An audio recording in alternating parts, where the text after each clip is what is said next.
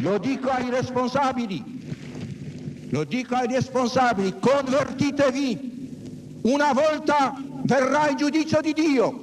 Al tramonto, al termine della messa celebrata nella Valle dei Templi, Giovanni Paolo II esplode. Fuori dal protocollo e tra la sorpresa di cardinali, vescovi e suoi stretti collaboratori pronuncia quello che la storia ha archiviato come l'anatema contro la mafia. È il 9 maggio 93, un grido di dolore che 20 anni dopo ancora rimbomba. Era un grido necessario, però più che essere un grido gettato così in aria era quasi un consegnare a noi una storia, perché quella storia che i prepotenti e i forti vogliono imporre noi la potessimo cambiare una storia di concordia. Lui si rifece al Tempio per realizzare un mondo diverso. Segnò anche un fatto importante all'interno della Chiesa siciliana: nei confronti della mafia aveva un atteggiamento quasi da Don Abbondio, è così?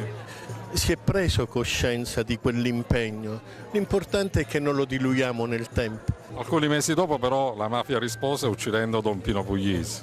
E si vede che ascoltò quel grido, ma vediamo che oggi non fa più paura come prima, anche se la violenza è sempre terribile. L'importante, io dico, che se cresce il bene, senz'altro il male diminuisce. 20 anni fa qui si faceva un po' la storia, ecco, che cosa è rimasto 20 anni dopo? Riprendere in mano quel messaggio è un provare a vedere, ecco, che cosa ci impedisce oggi a non fare gioco di squadra, perché questa città ritorni ad essere quella città di antichissime civiltà, così come l'ha salutata Giovanni Paolo II. Alla fiaccolata, per ricordare la storica visita del Papa, tanta gente. Per molti è come rivivere l'emozione di 20 anni fa. L'emozione in questo momento è come quel giorno. Che ricordo ha? Meraviglioso, ero commossa, ci ha riscaldato i cuori, la città mi sembrava diversa. Da allora sono cambiate tante cose, in Sicilia specialmente. Ma c'è chi per ragioni diverse quel giorno non c'era.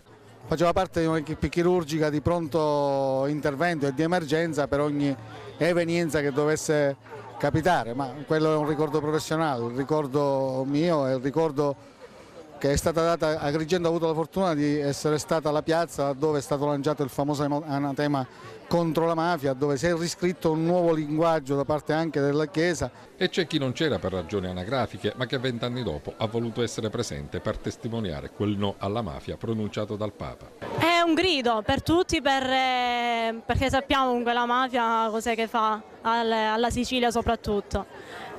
Siamo di nuovo qua anche per dirlo di nuovo, no alla mafia di nuovo. La fiaccolata, partita da Piano San Gregorio, ha attraversato la via Sacra per concludersi a piedi del suggestivo Tempio della Concordia. Proiettato un video sulla visita, mentre ha concluso il concerto del coro Santa Cecilia, il coro tanto amato e gradito da Papa Giovanni Paolo II.